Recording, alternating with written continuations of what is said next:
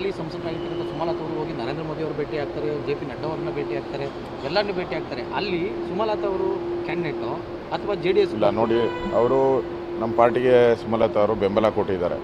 ನಮ್ಮ ಪಾರ್ಟಿಗೆ ಏನು ಜಾಯ್ನ್ ಆಗಿಲ್ಲ, ಬೆಂಬಲ ಕೊಟ್ಟಿದ್ದಾರೆ. ಸೊ ಅವ್ರಿಗೆ ಟಿಕೆಟ್ ಕೊಡಬೇಕಾ ಬೇಡ ಅನ್ನೋದು ನಮ್ಮ ಕೇಂದ್ರೀಯ ನಾಯಕರು ತೀರ್ಮಾನ ತೆಗೆದುಕೊಳ್ತಾರೆ. ಇಲ್ಲಿ ನಾವು ಯಾವ್ಯಾವ ಸೀಟನ್ನು ಬಿಟ್ಕೊಡ್ತೀರಿ ಅವರಿಗೆ JDSಗೆ, ಉಳಿದಂಥ ಸೀಟು ಯಾರಿಗೆ ನಾವು ಕೊಡಬೇಕು ಅನ್ನೋದನ್ನು ನಮ್ಮ ರಾಷ್ಟ್ರೀಯ ಮಂಡಳಿ ಇದೆ, ಸಂಸದೀಯ ಮಂಡಳಿ, ಎಲೆಕ್ಷನ್ ಕಮಿಟಿ ಇದೆ, ಅವ್ರು ತೀರ್ಮಾನ ಮಾಡ್ತಾರೆ. ಸದ್ಯಕ್ಕೆ ಸುಮಲತಾ ಅವ್ರಿಗೆ ಟಿಕೆಟು ಕೊಡಬೇಕೋ ಬೇಡವೋ ಅನ್ನೋದು ಎರಡೂ ತೀರ್ಮಾನ ಆಗಿಲ್ಲ, ಯಾವುದೂ ತೀರ್ಮಾನ ಆಗಿಲ್ಲ. JDSಗೆ ಬಿಟ್ಟು ಕೊಡ್ತೀರಾ ಮಂಡ್ಯ ಕ್ಷೇತ್ರ? ಗೊತ್ತಿಲ್ಲ. ಯಾಕಂದರೆ ಮಂಡ್ಯ JDS ಇದುವರೆಗೂ ಸೀಟ್ ಹೊಂದಾಣಿಕೆ ಆಗಿಲ್ಲ JDS ಜೊತೆ. ನಾವು ಮಾತಾಡಿಲ್ಲ, ಕೇಂದ್ರದ ನಾಯಕರು ಮಾತಾಡಿಲ್ಲ.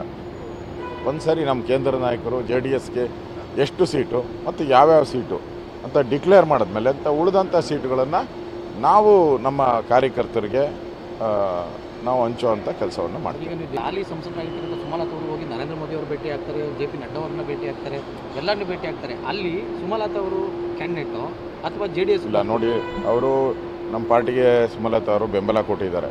ನಮ್ಮ ಪಾರ್ಟಿಗೆ ಏನು ಜಾಯ್ನ್ ಆಗಿಲ್ಲ, ಬೆಂಬಲ ಕೊಟ್ಟಿದ್ದಾರೆ. ಸೊ ಅವ್ರಿಗೆ ಟಿಕೆಟ್ ಕೊಡಬೇಕಾ ಬೇಡ ಅನ್ನೋದು ನಮ್ಮ ಕೇಂದ್ರೀಯ ನಾಯಕರು ತೀರ್ಮಾನ ತೆಗೆದುಕೊಳ್ತಾರೆ.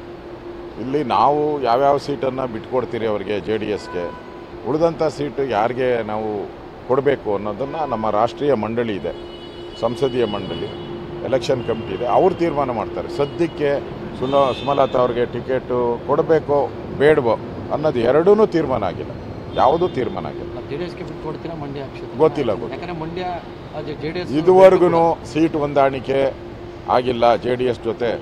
ನಾವು ಮಾತಾಡಿಲ್ಲ, ಕೇಂದ್ರದ ನಾಯಕರು ಮಾತಾಡಿಲ್ಲ. ಒಂದು ಸರಿ ನಮ್ಮ ಕೇಂದ್ರ ನಾಯಕರು JDSಗೆ ಎಷ್ಟು ಸೀಟು ಮತ್ತು ಯಾವ್ಯಾವ ಸೀಟು ಅಂತ ಡಿಕ್ಲೇರ್ ಮಾಡಿದ್ಮೇಲೆ ಅಂತ ಉಳಿದಂಥ ಸೀಟುಗಳನ್ನು ನಾವು ನಮ್ಮ ಕಾರ್ಯಕರ್ತರಿಗೆ ನಾವು ಹಂಚುವಂಥ ಕೆಲಸವನ್ನು ಮಾಡ್ತೀವಿ.